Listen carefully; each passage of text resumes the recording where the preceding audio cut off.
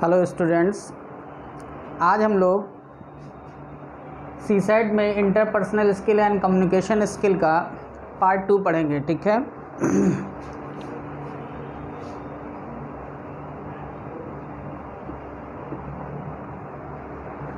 Part 1 में हम लोगों ने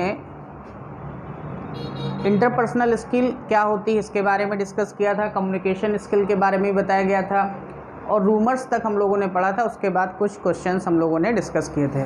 अब उसी के आगे आज हम लोग डिस्कस करेंगे।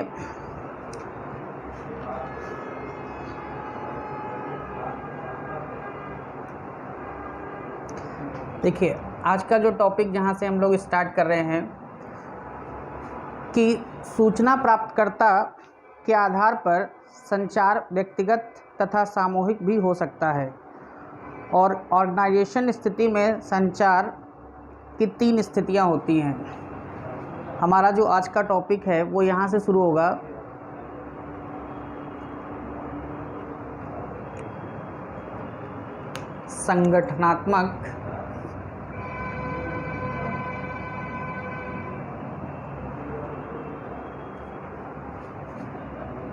संगठनात्मक स्थिति के आधार पर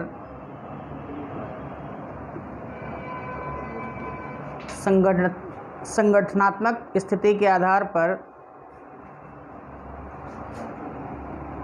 संचार की 3 स्थिति हैं।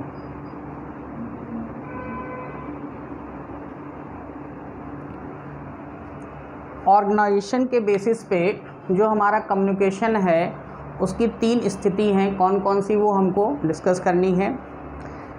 पहली जो स्थिति है उसको हम लोग बोलते हैं फर्स्ट आंतरिक संचार।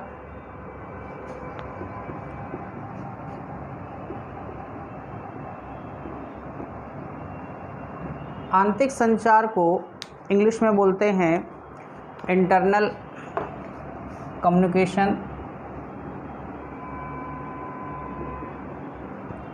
Internal communication. अब देखिए, इंटरनल कम्युनिकेशन क्या होता है भाई। इंटरनल कम्युनिकेशन में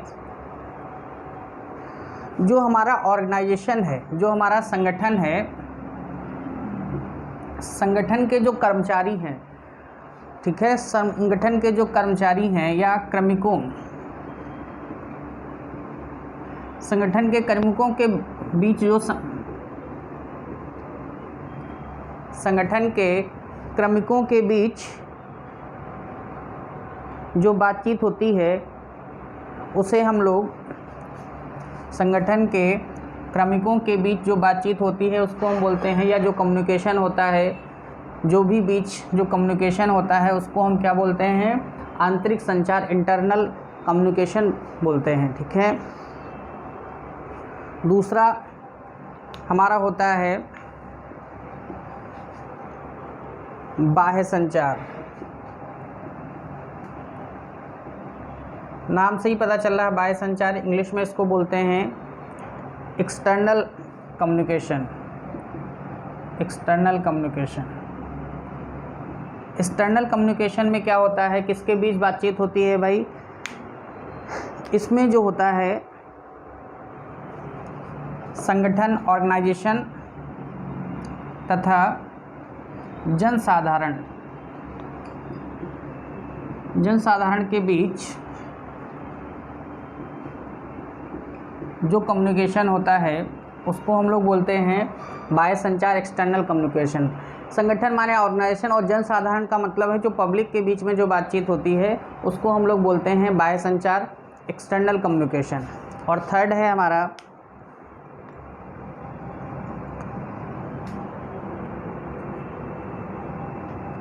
अंतर्वैयक्तिक संचार।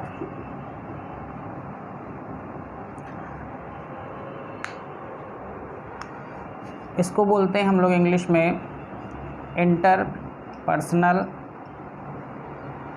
कम्युनिकेशन। इंटरपर्सनल कम्युनिकेशन जो थर्ड है, अंतर्वैयक्तिक संचार। इसमें क्या होता है, इस वाले में संगठन के जो कार्मिक होते हैं, जो कर्मचारी होते हैं, कार्मिक के बीच जो व्यक्तिगत कम्युनिकेशन होता है, जो व्यक्तिगत कम्युनिकेशन होता है उसको हम लोग बोलते हैं अंतर्वैयक्तिक संचार। ठीक है, नोट कर लीजिए।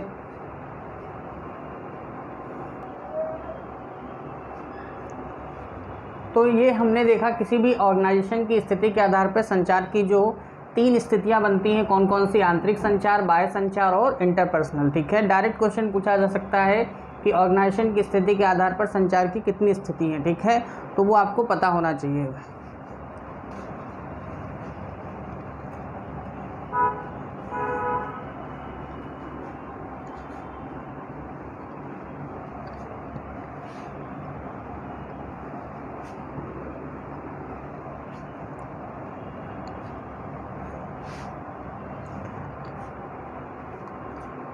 नेक्स्ट हेडिंग डालिए, संचार के माध्यम। जो कम्युनिकेशन के मीडियम है, मीडियम ऑफ कम्युनिकेशन क्या क्या होते हैं उसकी बात करते हैं हम लोग। तो सबसे पहला है हमारा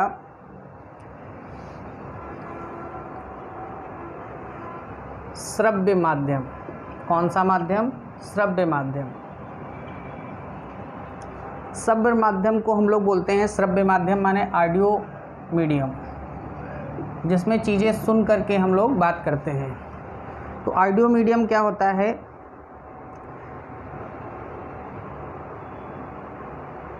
देखिए, इसमें अगर हम लोग बात करें इसमें क्या क्या चीज़ें होती हैं, क्या एग्जाम्पल होते हैं। तो ऑडियो का जो श्रव्य मीडियम होता है वो कहाँ कहाँ पे ज़रूरत पड़ता है? जब कोई सभा होती है, जब कोई सम्मेलन होता है, सभा हो या सम्मेलन हो या कोई संगोष्ठी हो। ठीक है, रेडियो पर जो बात होती है, जो साक्षात्कार इंटरव्यू में बात होती है,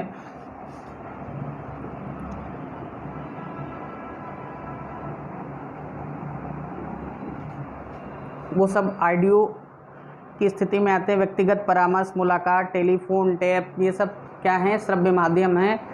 ये सारे ऑडियो जो है मीडियम कहलाते हैं। ठीक है, एटसेट्रा बहुत सारे होते हैं, टेलीफोन वगैरह है।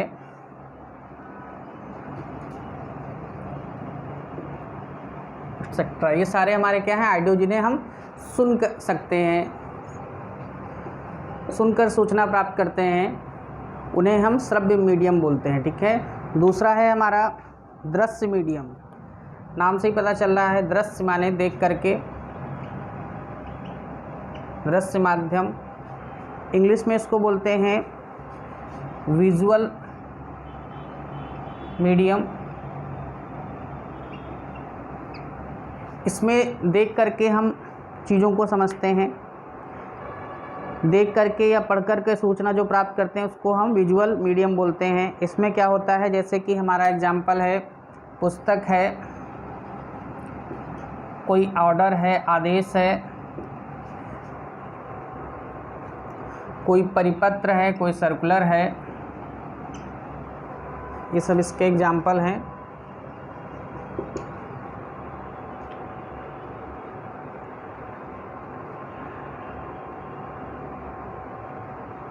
साउंड है, पोस्टर है, होर्डिंग, ये सारी चीज़ें क्या हैं? हमारी दृश्य माध्यम के अंतर्गत आती हैं।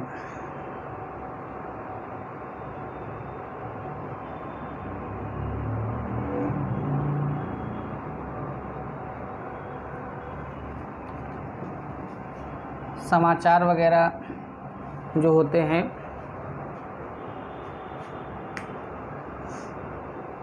एटसेट्रा। ठीक है भाई, नोट कर लीजिए इसे।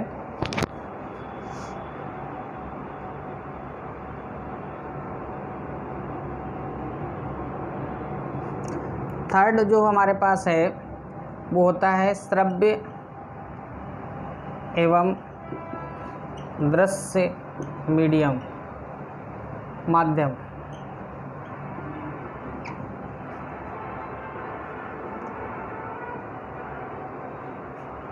तो श्रव्य एवं दृश्य का मतलब है कि जो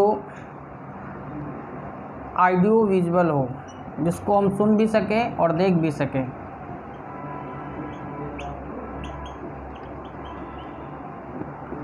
ऑडियो विजुअल जो मीडियम होता है उसको हम बोलते हैं श्रव्य एवं दृश्य मीडियम। ठीक है, इसमें नाम से ही पता चल रहा है कि चीज़ों को आप क्या कर सकते हैं, देख भी सकते हैं और सुन भी सकते हैं।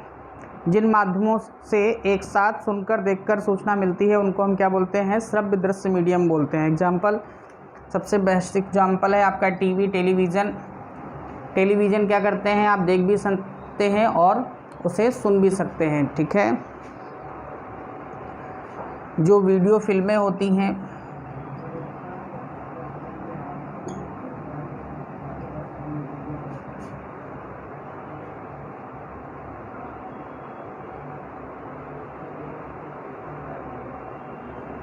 और जो नाटक वगैरह होते हैं एक्सेट्रा, इस तरीके की जो चीज़ें हैं, टीवी, वीडियो फिल्में, नाटक, ये सब हमारी क्या आती हैं, ऑडियो विजुअल मीडियम के अंतर्गत चीज़ें कंसीडर की जाती हैं कि ये सब ऑडियो विजुअल है।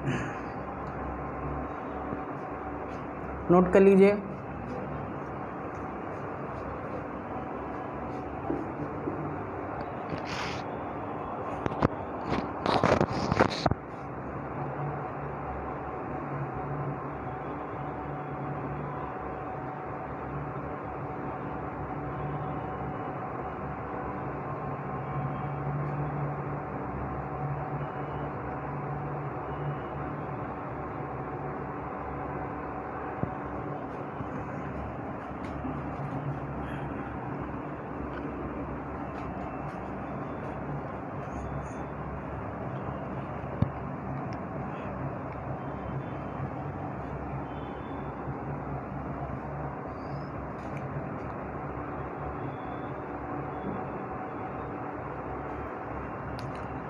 नेक्स्ट बहुत ही इम्पोर्टेंट हेडिंग पड़ेगी। क्या है भाई, हेडिंग डालिए संप्रेषण, जिसको हम लोग इंग्लिश में बोलते हैं कम्युनिकेशन बोलते हैं। संप्रेषण में जो भाव भंगिमाएँ होती हैं, भाव भंगिमाएँ, संप्रेषण में जो भाव भंगिमाएँ होती हैं उनका क्या अर्थ है एवं उनका अर्थ, ये पढ़ें, ये हेडिंग पड़ेगी, उनका अर्थ।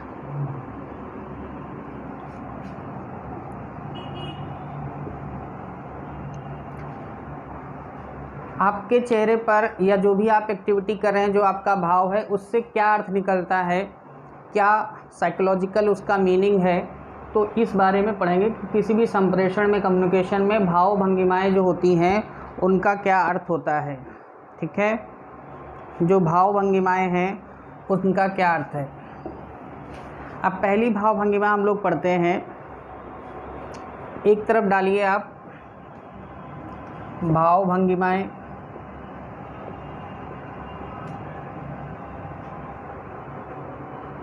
और दूसरी तरफ आप उनका अर्थ या उसका तात्पर्य क्या है, उसका मीनिंग क्या है। ठीक है, भाव भंगिमा क्या है और उसका अर्थ या उसका तात्पर्य क्या है, ये बातें हम समझेंगे। तो सबसे पहली भाव भंगिमा हम लोग पढ़ेंगे शिथिल मुद्रा। अगर कोई व्यक्ति शिथिल मुद्रा में बैठा है तो उसका क्या मीनिंग है।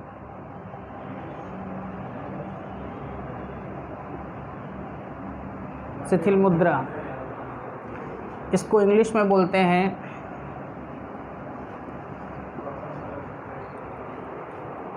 Relax posture.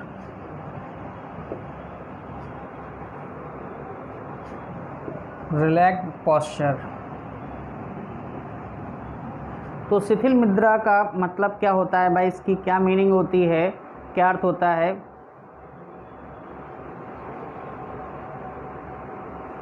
ये क्या चीज़ दिखाता है, ये चीज़ शो करता है कि जो व्यक्ति है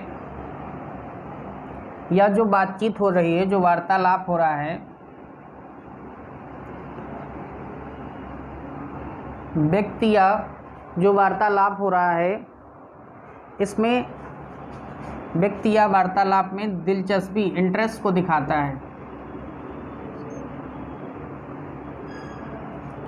व्यक्ति या वार्तालाप में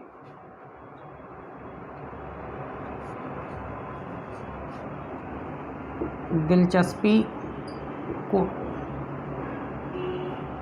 व्यक्ति या वार्तालाप में जो दिलचस्पी है उसको इंडिकेट करता है, उसको बताता है। पहला शिथिल मुद्रा, ठीक है। दूसरा जो हमारा भाव भंगिमा है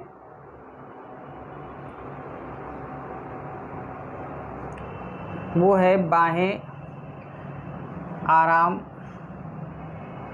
की मुद्रा। बाहें आराम की मुद्रा,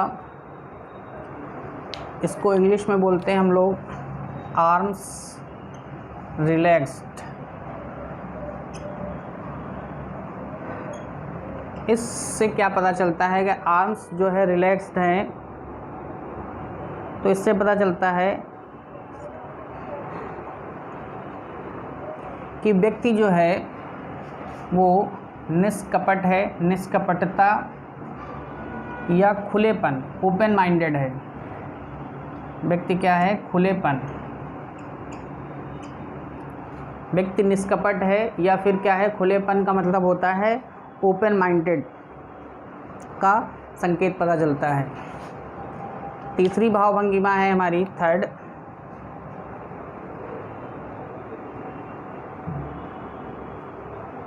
अगर आँखों के मध्य अच्छा संपर्क है तो इस भावभंगिमा से क्या पता चलता है, जिसको बोलते हैं कि आई कांटेक्ट जो है आपका अच्छा होना चाहिए। इंग्लिश में बोलते हैं good eye contact. Good eye contact, अगर किसी का गुड आई कांटेक्ट है तो इस बात से क्या चीज़ पता चलती है? इससे पता चलता है कि वो व्यक्ति क्या कर रहा है, दूसरे व्यक्ति जो सेकंड पर्सन है, सेकंड पर्सन में इंटरेस्ट ले रहा है, उसकी बातों को इंटरेस्ट के साथ उसका क्या दे रहा है, जवाब दे रहा है। दूसरे व्यक्ति में दिलचस्पी ले रहा है अगर गुड आई कांटेक्ट है। नोट कर लीजिए इतना पहले। और देखिए भाई, ये बहुत ही इम्पोर्टेंट हिस्सा इसलिए है क्योंकि डायरेक्ट यहाँ से क्वेश्चन आपको मिलेगा।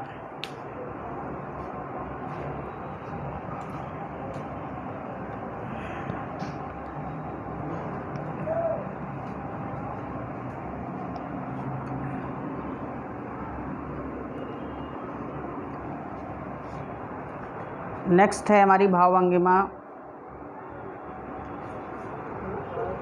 अगर कोई व्यक्ति सिर हिला रहा है तो सिर हिलाना क्या होता है? सिर हिलाना इंग्लिश में इसको बोलते हैं नोडिंग। अगर सिर हिला रहा है या नोडिंग कर रहा है तो इसका मतलब है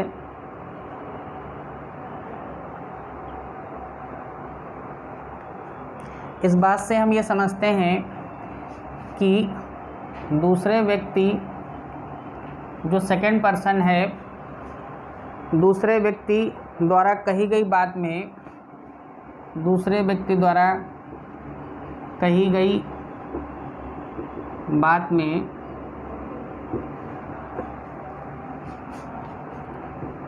दिलचस्पी ले रहे हैं। दूसरे व्यक्ति द्वारा कही गई बात में क्या दिखाता है? दिलचस्पी को दिखाता है, इंटरेस्ट को दिखाता है और उसके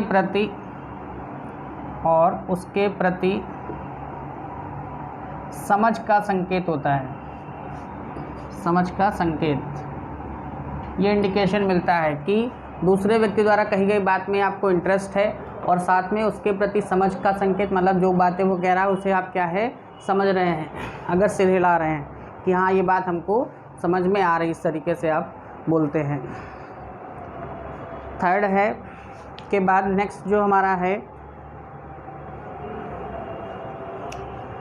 नेक्स्ट भावभंगिमा है हमारी आगे झुकना।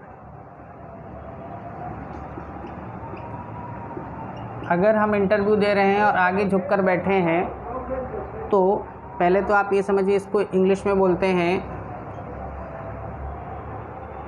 Leaning forward, leaning forward. और इसका क्या अर्थ होता है लीनिंग फॉरवर्ड का?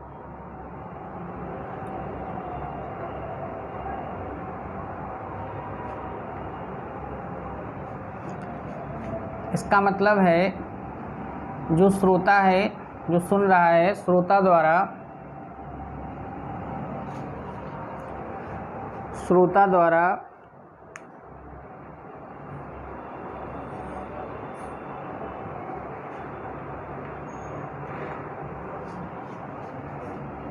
वक्त की गई बात में रुचि माने इंटरेस्ट,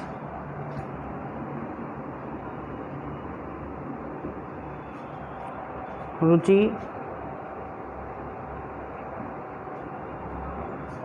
एवं उसकी एकाग्रता माने कंसंट्रेशन, एकाग्रता को प्रदर्शित करता है।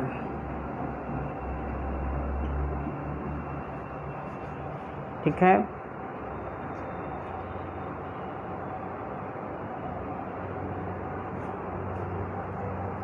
नेक्स्ट है हमारा पीछे झुकना।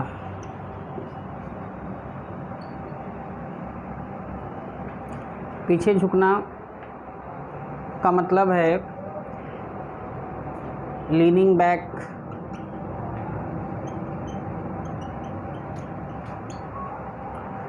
पीछे झुकना का मतलब है लीनिंग बैक, और इसका मतलब है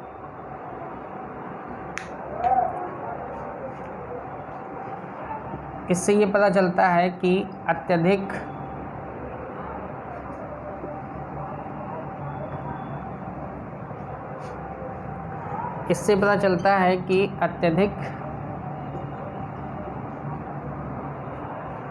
आत्मविश्वास है, अत्यधिक आत्मविश्वास का इंडिकेशन मिलता है। अत्यधिक माने जो है मोस्ट कॉन्फिडेंट हैं आप, इस बात का पता चलता है।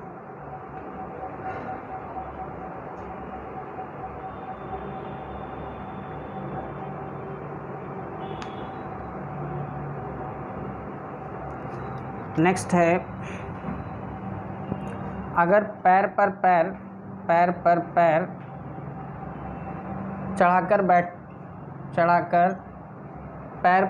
चढ़ाकर बैठना, इस भाव भंगिमा से क्या पता चलता है?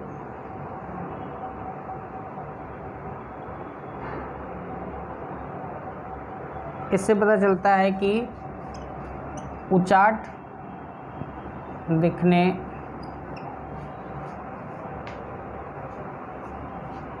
का संकेत होता है।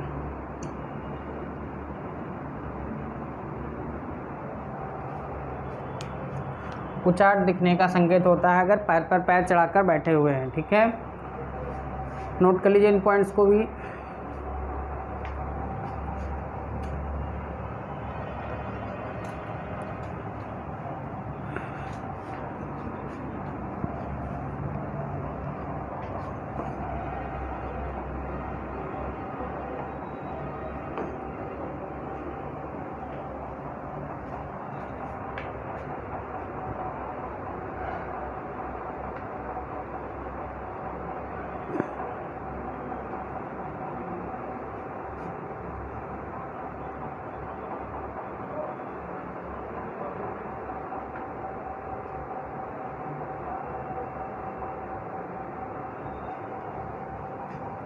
नेक्स्ट है भाव भंगिमा आपकी छाती पर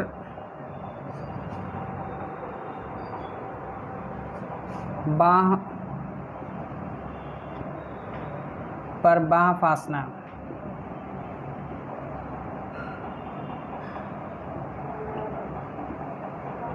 इस भाव भंगिमा का क्या मतलब है? आप देखते होंगे बहुत सारे लोग क्या करते हैं कि छाती पर जैसे यह है तो इस तरीके से हाथ में ऐसे खड़े हो जाते हैं, बैठ जाते हैं। तो इस चीज़ का क्या मतलब है? इसका मतलब है ये जो मुद्रा होती है ये बचाव की मुद्रा होती है। बचाव। कौन सी मुद्रा होती है? बचाव, सेफ्टी। दूसरा है नेक्स्ट हमारा, अगर कोई व्यक्ति जेब में हाथ डालकर खड़ा है, जेब में हाथ, ये बहुत बार पूछा गया है, जेब में हाथ डालकर, जेब में हाथ डालकर चलना, इस भाव भंगिमा का क्या मतलब होता है? इसका मतलब है कि वो जो व्यक्ति है वो उदासी व्यक्ति है, उदासी का संकेत होता है। ठीक है। जेब में हाथ डालकर चलने का मतलब है उदासी का संकेत। अगर कोई व्यक्ति गाल पर हाथ रखना, तो गाल पर हाथ रखने का मतलब है कि ये बात आपको बताती है कि व्यक्ति चिंता में है, चिंता अथवा अगर गाल पर हाथ रख रहा है व्यक्ति, इसका मतलब है व्यक्ति चिंता में है या अथवा कुछ सोच रहा है, सोचने का जो संकेत होता है, इंडिकेशन होता है गाल पर हाथ रखना। इसके अलावा आता है अगर कोई व्यक्ति नाक को थोड़ा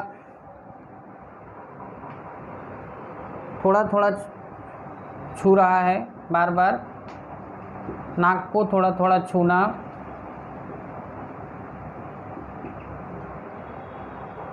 और रगड़ना,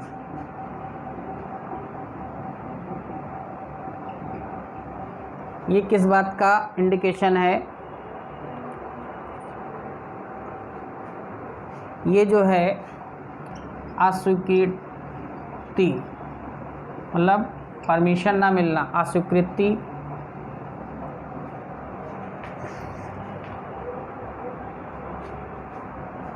या फिर शंका का संकेत है कि आप कॉन्फिडेंट नहीं हैं, आपको शंका हो रही है।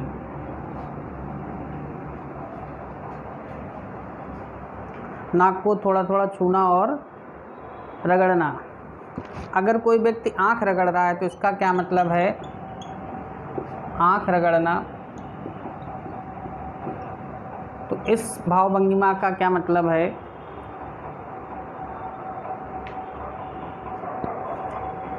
कहीं ना कहीं आँख रगड़ने में भी शंका हो रही है या फिर उसमें अविश्वास है, मतलब शंका तो बनी हुई है और साथ साथ उसमें क्या है?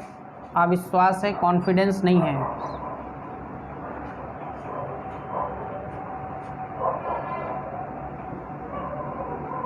अविश्वास का संकेत है।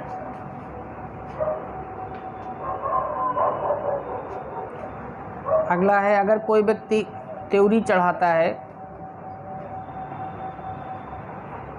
त्योरी चढ़ाना, त्योरी चढ़ाना को इंग्लिश में बोलते हैं स्क्रोलिंग।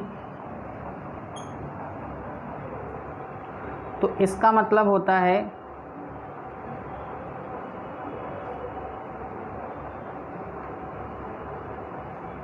इसका मतलब होता है व्यक्ति,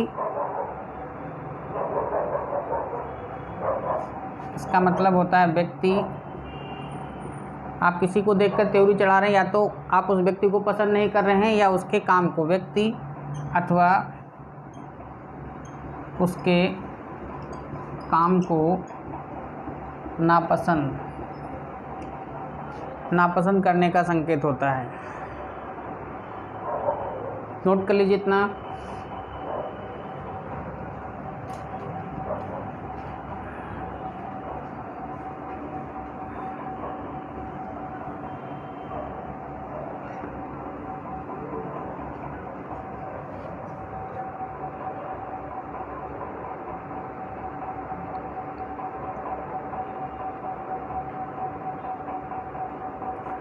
अगर कोई व्यक्ति यॉर्निंग कर रहा है, यॉर्निंग का मतलब होता है अगर कोई व्यक्ति जमुहाई ले रहा है, जमुहाई लेना इंग्लिश में बोलते हैं यॉर्निंग, तो ये किस बात का संकेत है? ये इस बात का संकेत है कि वो व्यक्ति जो है वो ऊब गया है, ऊब रहा है, या फिर भ्रम का संकेत है, भ्रम में है, भ्रम का संकेत।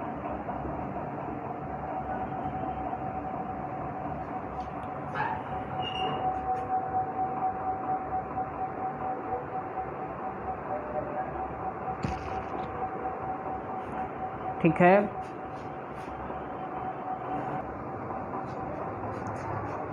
नेक्स्ट है आपका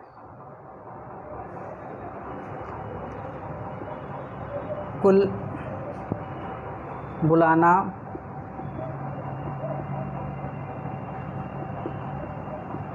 कुल बुलाना या व्यग्र होना, व्यग्र होना। इंग्लिश में इसको बोलते हैं फिड गेटिंग।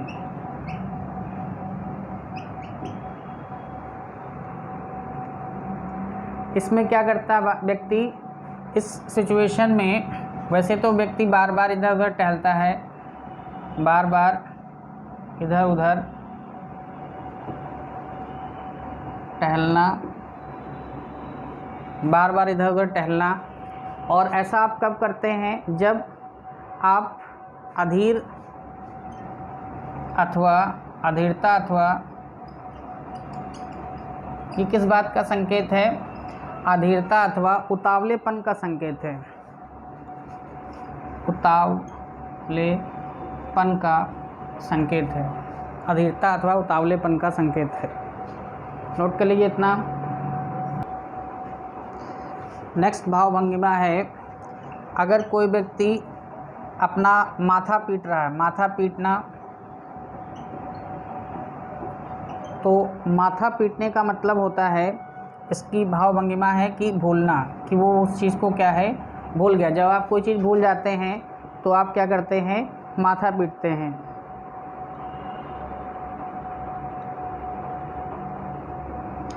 नेक्स्ट लिखिए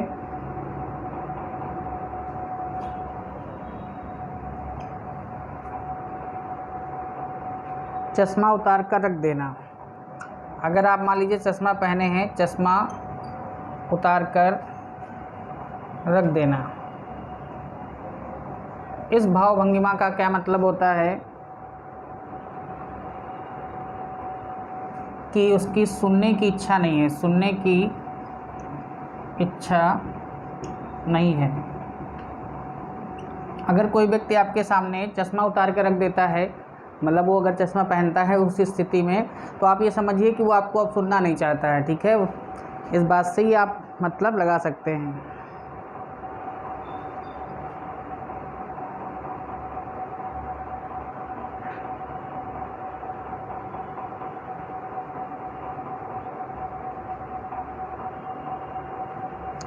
नेक्स्ट भाव भंगिमा है पलक उठाना।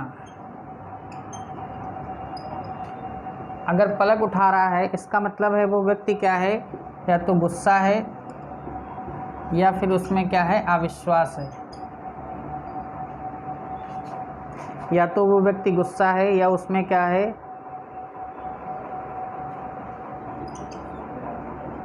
अविश्वास।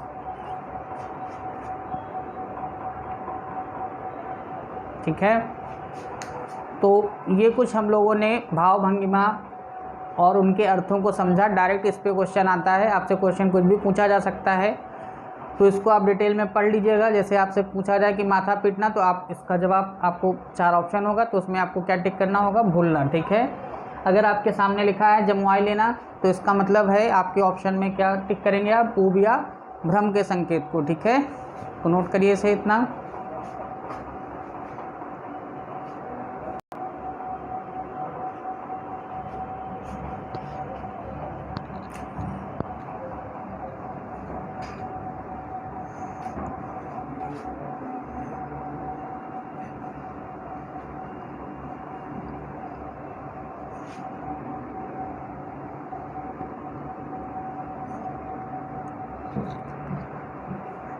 ठीक है भाई, अब देखिए, अब इसमें हम क्या करेंगे, कुछ इम्पॉर्टेंट फैक्ट्स पढ़ेंगे जिन पे डायरेक्ट क्या है क्वेश्चन हमारे एग्ज़ाम में बनता है। ठीक है, तो हेडिंग डाल लीजिए इम्पॉर्टेंट फैक्ट्स, या हिंदी में महत्वपूर्ण तथ्य।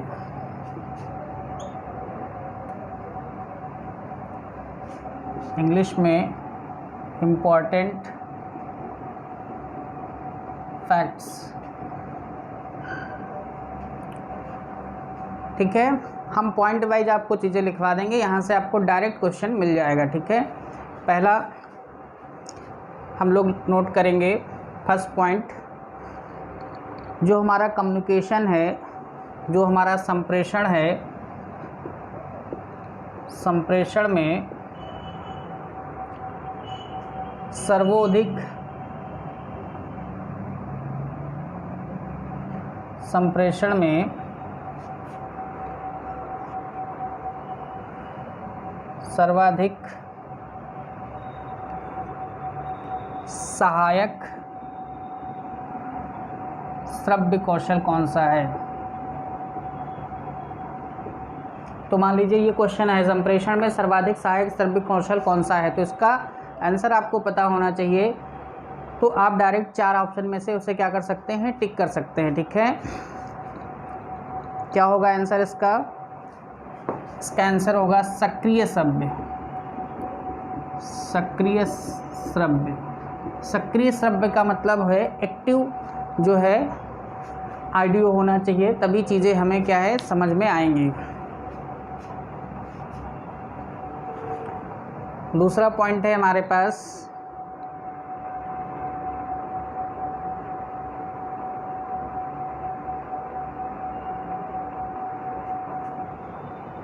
Grep wine. ग्रेप वाइन की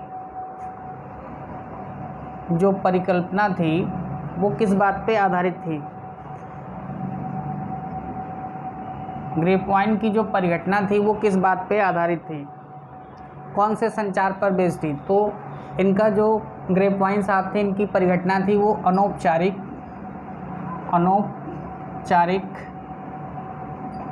संचार, नॉन वर्बल कम्युनिकेशन पे बेस्ड थी, अनौपचारिक संचार पे बेस्ड थी।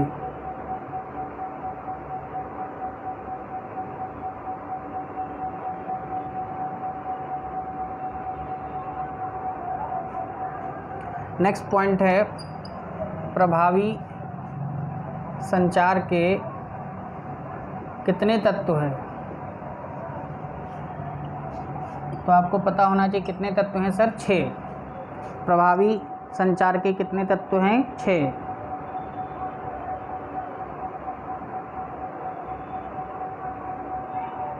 ठीक है, नेक्स्ट है कौन कौन से होते हैं 6, अगर ये जानना चाहते हैं तो स्पष्टता, दूसरा होता प्राप्तकर्ता की अपेक्षा अनुसार, तीसरा है पर्याप्त होना चाहिए, चौथा एक समान, पांचवा स्वीकार्य होना चाहिए और छठा है निरंतर प्रवाह। ठीक है, नेक्स्ट है संचार के 3 माध्यम कौन कौन से हैं। संचार के 3 माध्यम हमने आपको बताए थे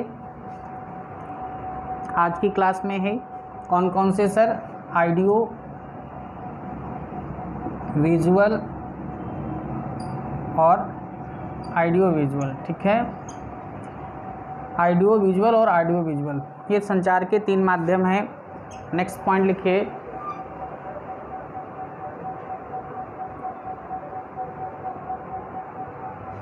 जो हमारा संप्रेषण है, संप्रेषण का सार क्या है?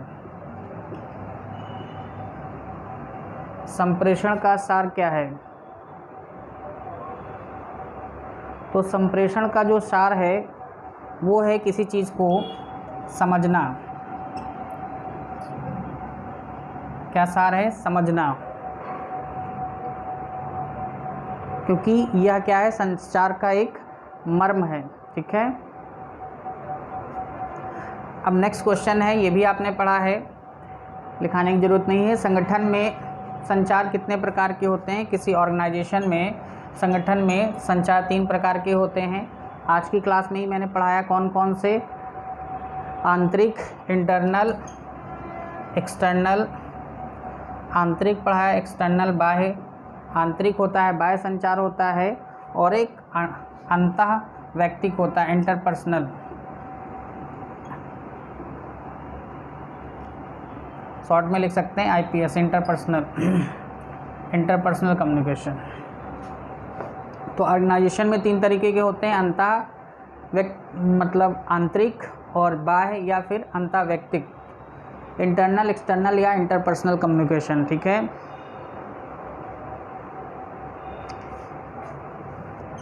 किसी ऑर्गेनाइजेशन में, किसी संगठन में संचार की जो दिशाएं होती हैं, संचार का जो कम्युनिकेशन का जो फ्लो होता है वो किस तरीके से होता है, ये पिछले क्लास में हमने पार्ट 1 में पढ़ाया है। तो संचार का फ्लो हमने बताया था 3 तरीके से होता है। कौन कौन से? एक हमने बताया था ऊपर से नीचे, टॉप टू बॉटम, या हम इसको बोलते हैं डाउनवर्ड।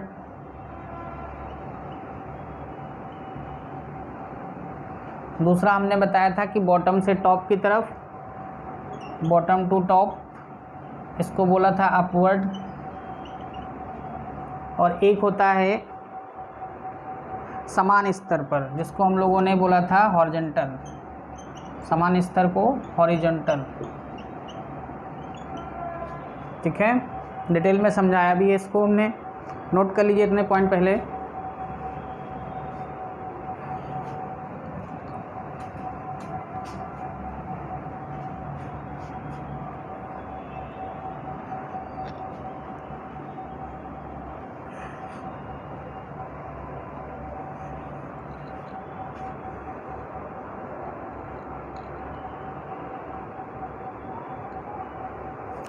अगर कोई आपसे पूछ ले कि बार बार कम्युनिकेशन हम लोग यूज कर रहे हैं, तो ये जो कम्युनिकेशन है,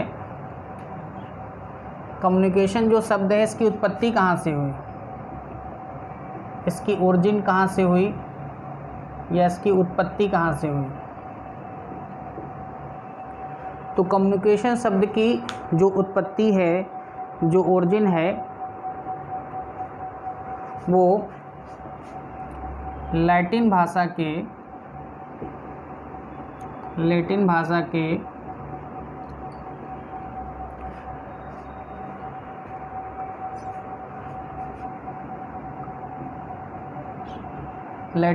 के कम्युनिस्ट शब्द से हुई। किस भाषा? लैटिन भाषा के कम्युनिस्ट शब्द से हुई।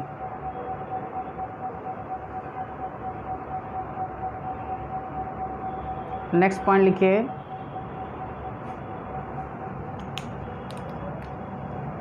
कम्युनिकेशन में एक साहब थे जिनका नाम था किस। ठीक है। कम्युनिकेशन में किस का क्या नियम है, किस का रूल क्या था? तो किस साहब का रूल ये था, आप किस का फुल फॉर्म समझें तो उनका रूल भी समझ में आ जाएगा। देखिए, किस का फुल फॉर्म है कीप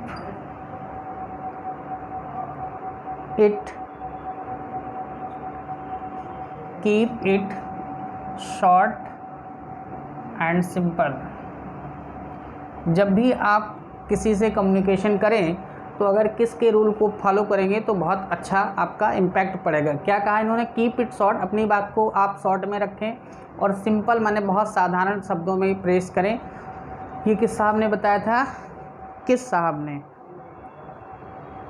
इनका मतलब है कि अपनी बात को जटिल या बढ़ा चढ़ा कर रखने के बजाय बहुत ही सरल तरीके से प्रस्तुत करना चाहिए। नेक्स्ट है विकर्ण संप्रेषण। विकर्ण संप्रेषण को बोलते हैं इंग्लिश में डायगोनल कम्युनिकेशन। और डायगोनल कम्युनिकेशन में क्या होता है, डायगोनल कम्युनिकेशन किसी ऑर्गेनाइजेशन किसी संगठन में का जो प्रबंधक है और जो श्रमिक हैं उनके बीच में होता है। विकर्ण संप्रेषण ऑर्गेनाइजेशन में प्रबंधक और श्रमिकों के बीच में होता है। ठीक है,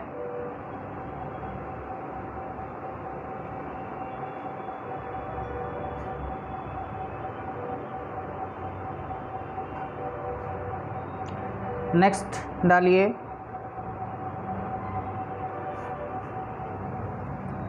समानता प्रतिमान। समानता प्रतिमान क्या होता है, समानता प्रतिमान का मतलब है एक ही लिंग, एक ही जेंडर के लोग जब आपस में बातचीत करते हैं, एक ही जेंडर के लोग एक ही लिंग के बीच बातचीत, एक ही जेंडर के लोग जैसे मेल बात करें या फीमेल बात कर रही हैं तो वो समानता प्रतिमान के अंतर्गत रखा जाता है। नेक्स्ट है एकाधिकार प्रतिमान। एकाधिकार प्रतिमान क्या होता है भाई, एकाधिकार प्रतिमान में केवल एक ही व्यक्ति को बोलने का अधिकार होता है, केवल एक ही व्यक्ति को बोलने का अधिकार।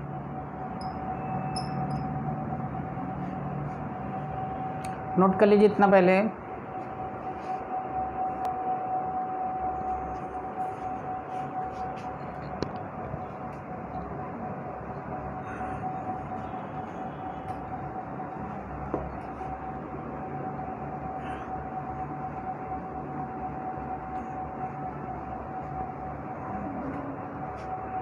नेक्स्ट पॉइंट लिखिए, अगर क्वेश्चन आपसे पूछा जाए कि अगर किसी की भावभंगिमा घूरने की है तो घूरना जो है ये किस बात को दिखाता है, तो घूरने का मतलब है कि जो कम्युनिकेशन हो रहा है वो किस तरीके का हो रहा है, असौहार्दपूर्ण हो रहा है, असौहार्दपूर्ण।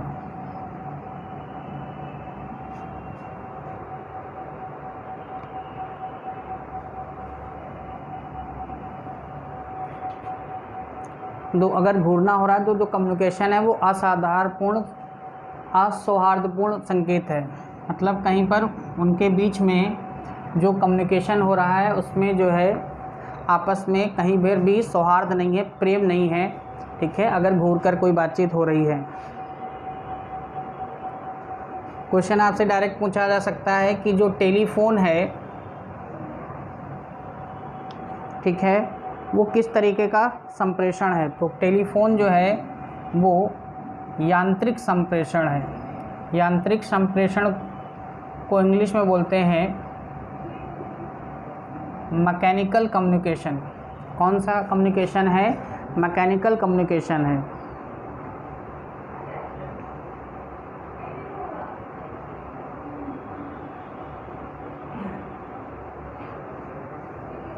नेक्स्ट, अगर किसी कक्षा में कोई कम्युनिकेशन हो रहा है, संप्रेषण हो रहा है, तो इसका मतलब क्या है कि ये संज्ञानात्मक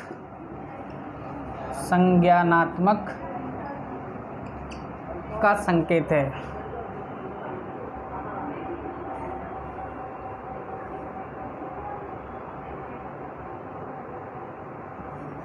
नेक्स्ट पॉइंट है जो कम्युनिकेशन प्रणाली है इसको तकनीकी रूप से सक्षम बनाने का जो श्रेय है वो किसको जाता है? तकनीकी रूप से टेक्निकली सक्षम बनाने का जो श्रेय है वो किस साहब को जाता है? शेषान साहब को जाता है। किस साहब को जाता है? शेषान को। नेक्स्ट पॉइंट है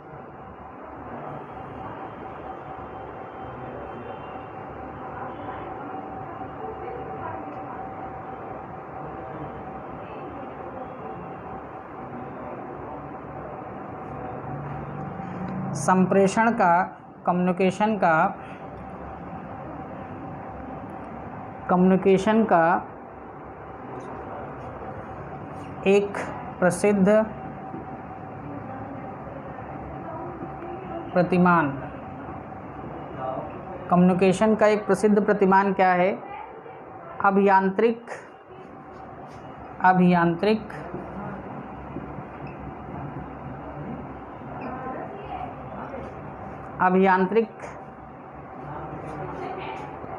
प्रतिमान है। अभियांत्रिक प्रतिमान, अभियांत्रिक को इंग्लिश में बोलते हैं इंजीनियरिंग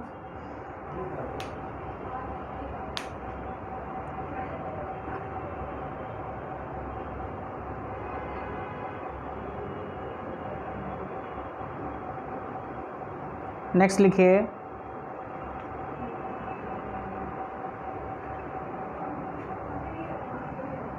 अशाब्दिक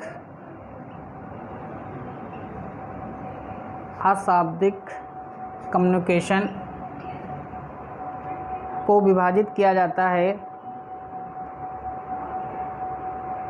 अशाब्दिक कम्युनिकेशन को जो विभाजित किया जाता है वो किससे किया जाता है? सन्निकटता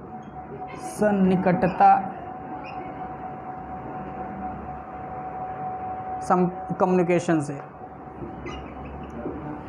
सन्निकटता कम्युनिकेशन में दिखाया जाता है। नेक्स्ट है मनोवैज्ञानिक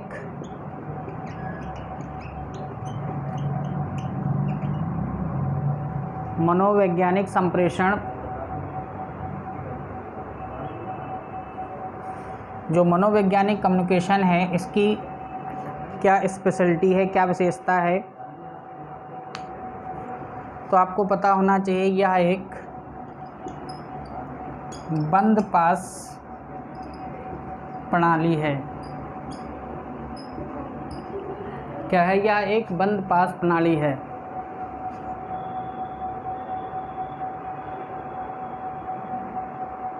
यह एक बंद पास प्रणाली है।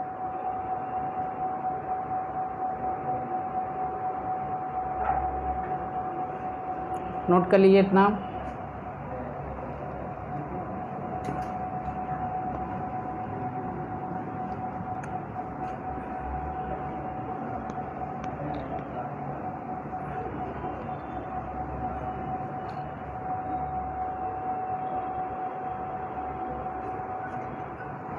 नेक्स्ट, अगर आपसे पूछा जाए कम्युनिकेशन प्रक्रिया में अवरोधी तत्व कौन कौन से हैं?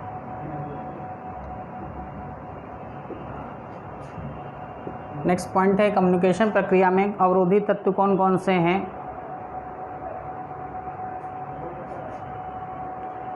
तो इसमें पहला है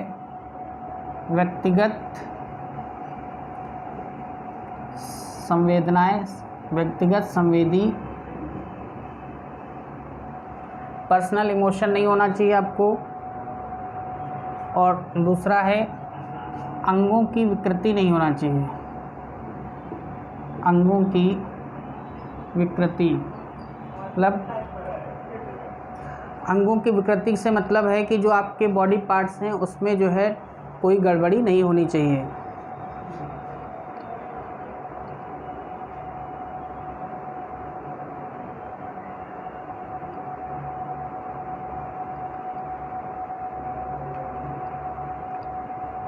नेक्स्ट लिखिए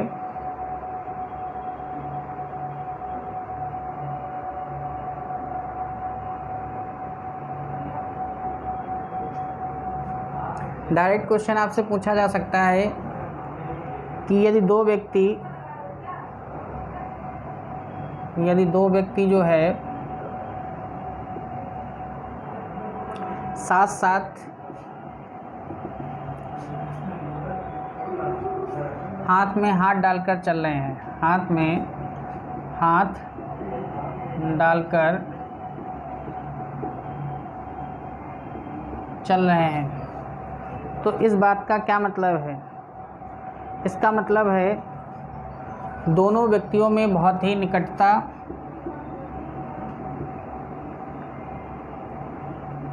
या फिर क्या है, प्रेम है।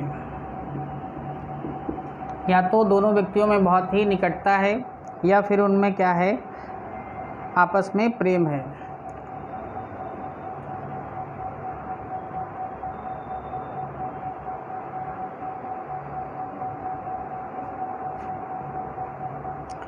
नेक्स्ट पॉइंट है कम्युनिकेशन में सन्निकटता। कम्युनिकेशन में जो सन्निकटता के निर्धारित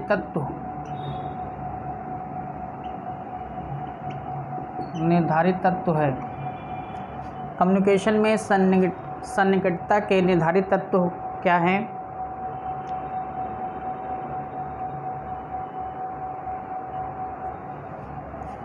सामाजिक नियम,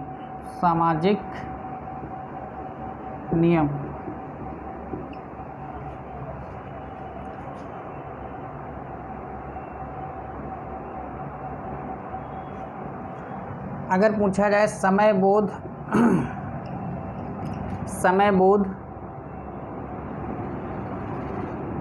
संप्रेषण कम्युनिकेशन का निर्धारित तत्व क्या है?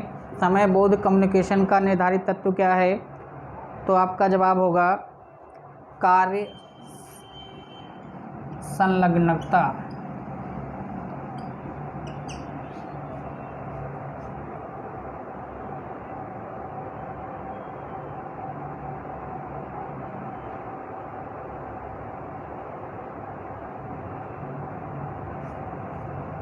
नेक्स्ट है जो हमारा ऑडियो विजुअल होता है, जब हम देखकर और सुनते हैं तो ऑडियो विजुअल सामग्री को किसमें वर्गीकृत किया जाता है, किसमें बांटा जाता है?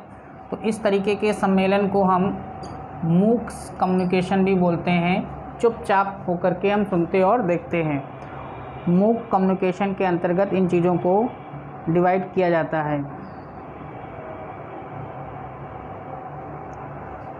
नोट कर लीजिए इतना।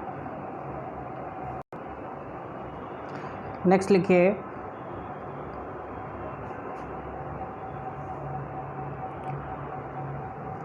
इंटरपर्सनल कम्युनिकेशन के प्रमुख प्रकार, इसका जो है कि प्रमुख टाइप क्या है? तो इस प्रकार में इंटरपर्सनल कम्युनिकेशन में क्या होता है? मुख्य रूप से व्यक्ति का व्यक्ति से कम्युनिकेशन होता है। एक व्यक्ति का दूसरे व्यक्ति से जो कम्युनिकेशन है वो इंटरपर्सनल कम्युनिकेशन का प्रमुख टाइप है। नेक्स्ट लिखिए लघु समूहों में जो कम्युनिकेशन होता है उसको क्या बोलते हैं? लघु समूहों में जो कम्युनिकेशन होता है उसको वो श्रृंखलाबद्ध होता है।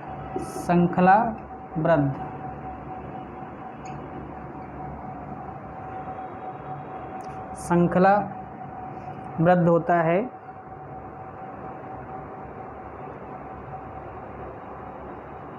श्रृंखलाबद्ध को इंग्लिश में बोलते हैं चैन कम्युनिकेशन होता है। कौन सा कम्युनिकेशन? चैन कम्युनिकेशन। नेक्स्ट है ये डायरेक्ट क्वेश्चन पूछा भी गया कई बार कि वृत्ताकार जो कम्युनिकेशन है, संप्रेषण है, वो किस चीज़ के अंतर्गत आता है? तो आपको पता होना चाहिए ये बंद पास प्रणाली के अंतर्गत आता है। बंद पास प्रणाली के अंतर्गत आता है कौन सा हमारा? वृत्ताकार कम्युनिकेशन। ठीक है, इस तरीके से बंद पास प्रणाली के अंतर्गत नोट कर लीजिए इसे।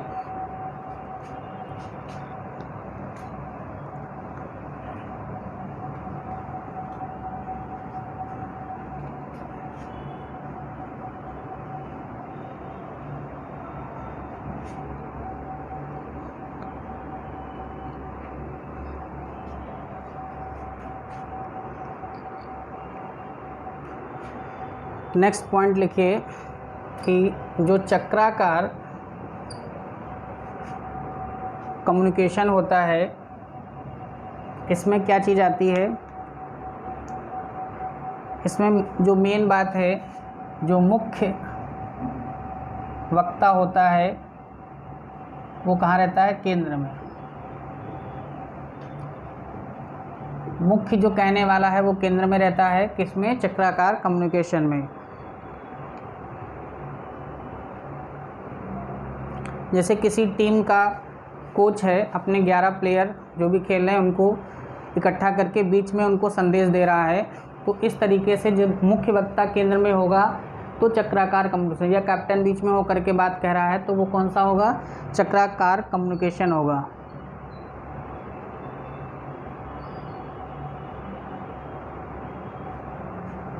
नेक्स्ट क्वेश्चन बनता है जनसंचार माध्यम वर्गीकृत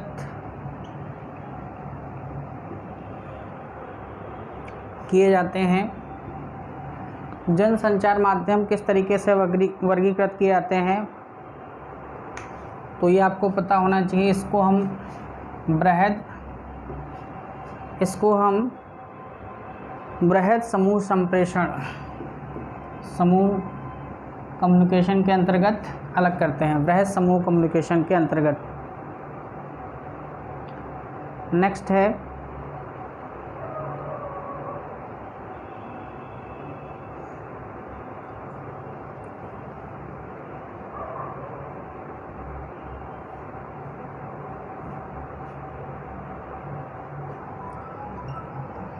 वाई आकार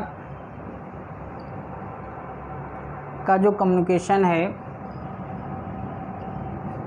वाई आकार का जो कम्युनिकेशन है वो कब होता है?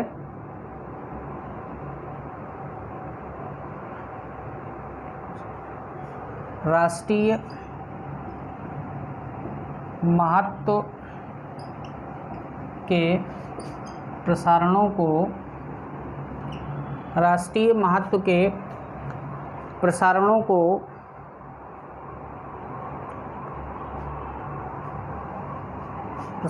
को राष्ट्रपति द्वारा जनता तक पहुंचाना।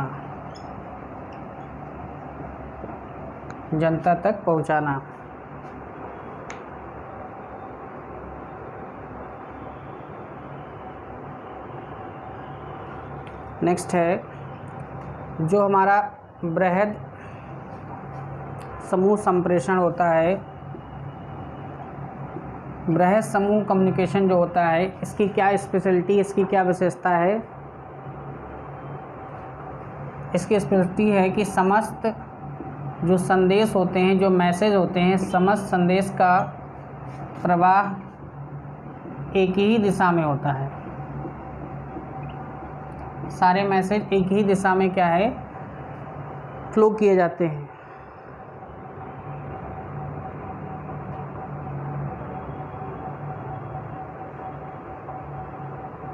नेक्स्ट लिखिए सभा या मान लीजिए कक्षा में जो कम्युनिकेशन है कि सबसे उत्तम प्रणाली क्या है, सबसे बेस्ट तरीका क्या है, तो होगा कौन सा होना चाहिए? शीर्षाकार कम्युनिकेशन होना चाहिए। कैसा होना चाहिए? शीर्षाकार कम्युनिकेशन।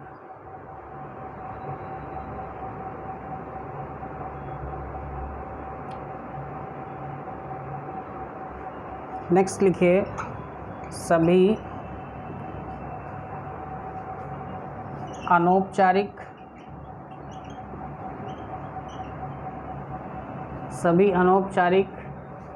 और औपचारिक सभी अनौपचारिक एवं औपचारिक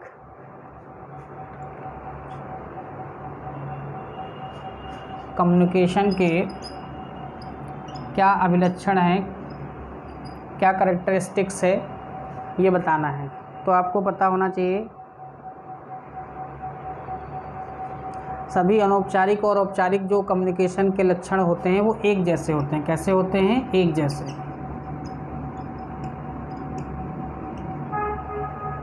एक जैसे होते हैं। नोट कर लीजिए इसे।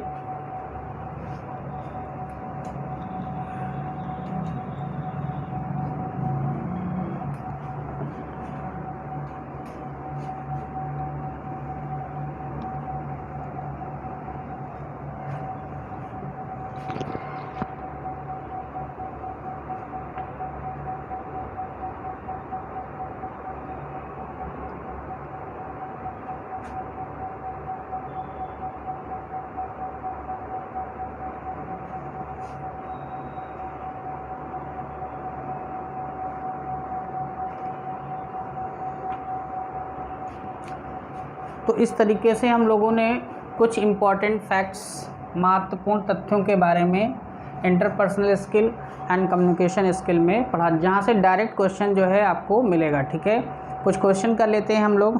पहला क्वेश्चन देखिए आज का, क्वेश्चन नंबर 1 है, एक प्रशासक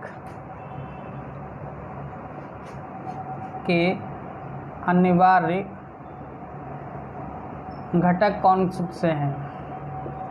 एक प्रशासक के अनिवार्य घटक कौन कौन से हैं? ठीक है, तो अगर आपको पता है तो आप डायरेक्ट इस क्वेश्चन का आंसर दे सकते हैं। अब देखिए यहाँ पर एलिमिनेशन मेथड नहीं चलेगा, यहाँ पर आपको 100% पता होना चाहिए। ठीक है, यहाँ पर जैसे कल की पार्ट 1 में हमने कहा था कि एलिमिनेट कर दीजिए चीज़ों को।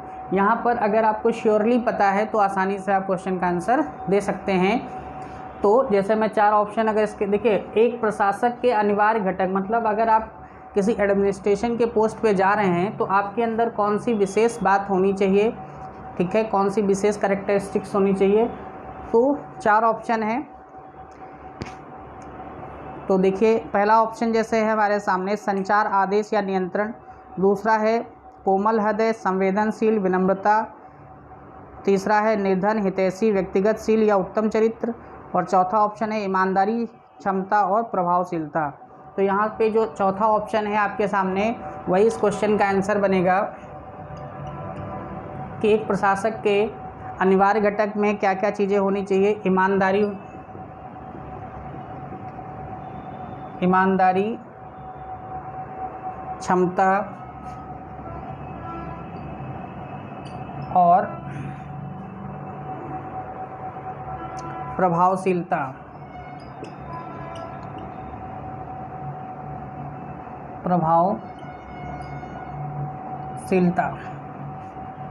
ये सारी चीज़ें होनी चाहिए।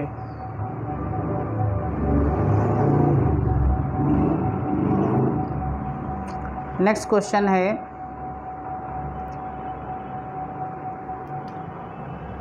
क्वेश्चन नंबर 2, कौन सा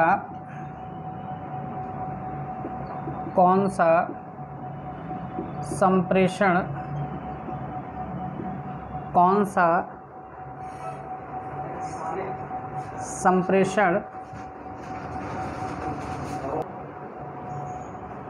तो कौन सा संप्रेषण प्रक्रिया का अंग नहीं है? कौन सा संप्रेषण प्रक्रिया का अंग नहीं है? ये सब क्वेश्चन, ये वाला क्वेश्चन भी 2018 में आया था यूपीएससी में। ये क्वेश्चन भी 2018 पीसीएस में पूछा गया था। आपके पास 4 ऑप्शन हैं।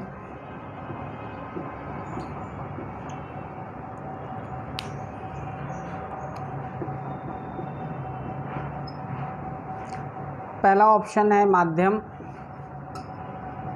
मीडियम की ज़रूरत नहीं है। जीवन मूल्य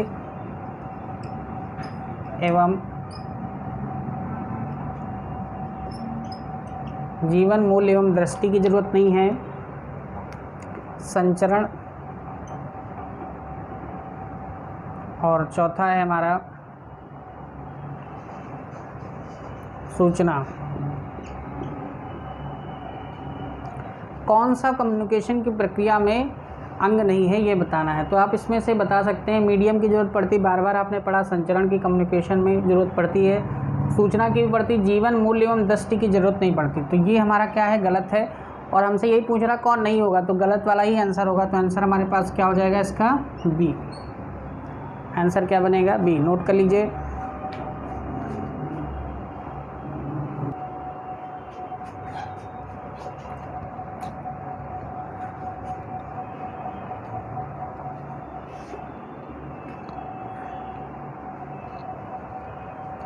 नेक्स्ट क्वेश्चन है हमारे सामने,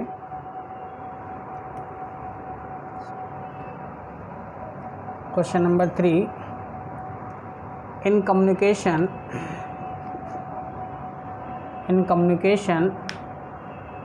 the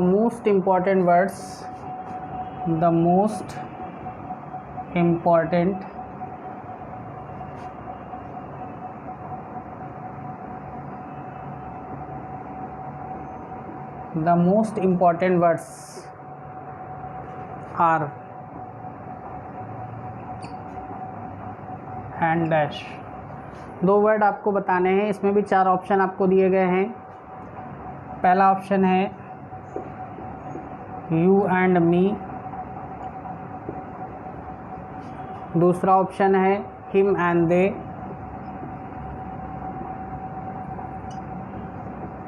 तीसरा ऑप्शन है यू एंड वी, चौथा ऑप्शन है आपके सामने मी एंड देम।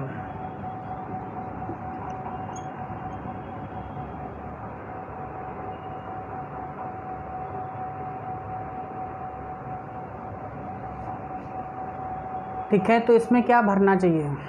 तो आप लोग कॉन्स्टिट्यूशन में भी पढ़ते हैं हम भारत के लोग।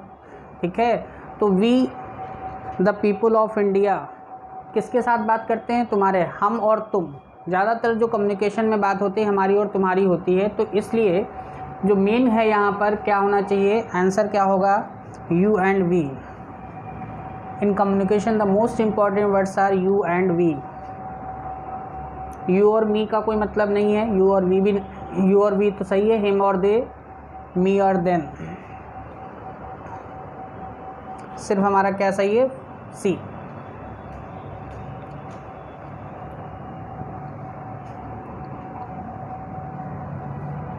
क्वेश्चन नंबर 4 लिखिए।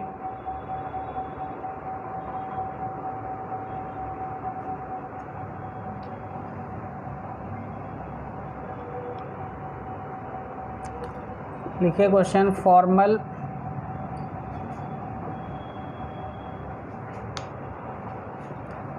Formal guideline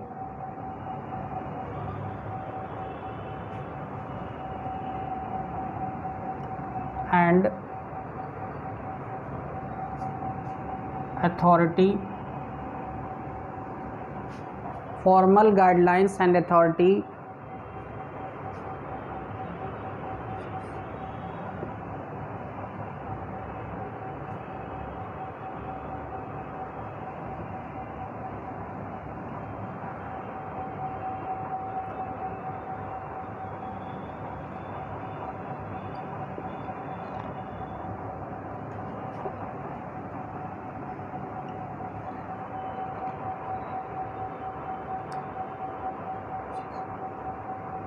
formal guidelines and authority hierarchies are example of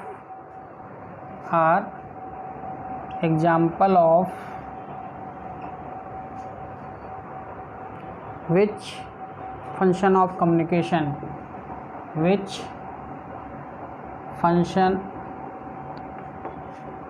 of communication, which function of communication। चार ऑप्शन है इसमें भी।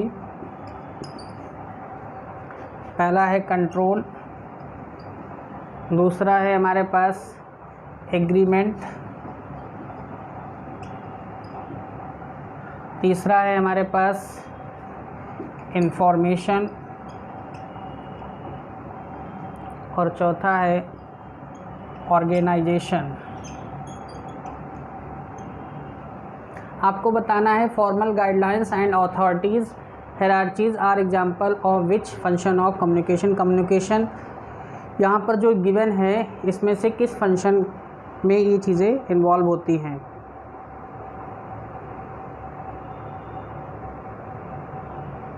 तो आपको मैंने एक पीरियाडिक पिरामिड तरीके से बताया था कि यहाँ पर जो बॉस है टॉप पे है वो अपने नीचे वालों को क्या है ऑर्डर देता है, डाउनवर्ड जो है फ्लो होता है, ठीक है। तो ये सारी चीज़ें या अपवर्ड फ्लो भी हो रहा है तो वो सब चीज़ें कहाँ आपको मिलती हैं, किसी भी ऑर्गेनाइजेशन में मिलती है। इसलिए आंसर आपका क्या हो जाएगा, डी करेक्ट हो जाएगा, ऑर्गेनाइजेशन।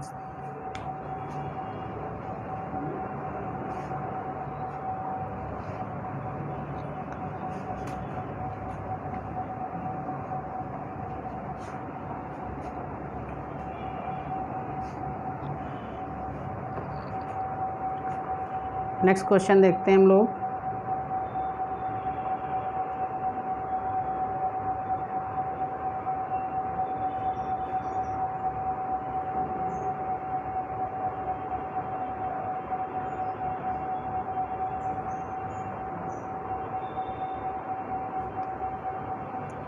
क्वेश्चन 5 है,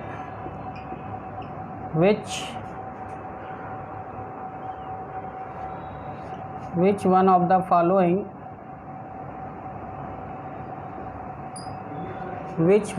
following is not used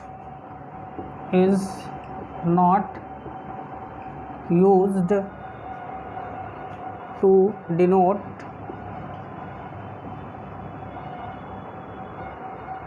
interpersonal relation।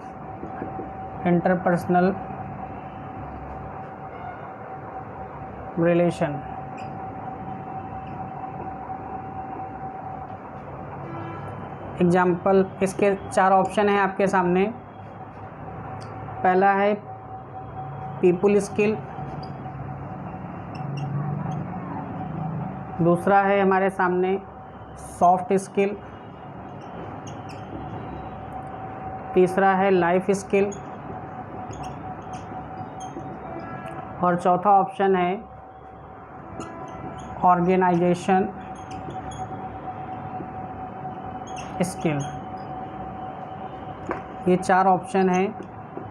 पूछा जा रहा है which one of the following is not use the denote interpersonal relation. Interpersonal relation में कौन सी चीज़ का यूज नहीं है, तो पीपल स्किल का यूज नहीं है, सॉफ्ट स्किल ये तो बताया गया, पीपल स्किल होनी चाहिए, सॉफ्ट स्किल होनी चाहिए, ऑर्गेनाइजेशन स्किल होनी चाहिए। जो नहीं यूज है वो किसका है, लाइफ स्किल का। तो आंसर क्या हो जाएगा आपके पास, सी।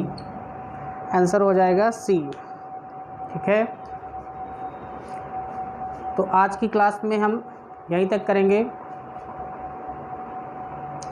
Thank you class.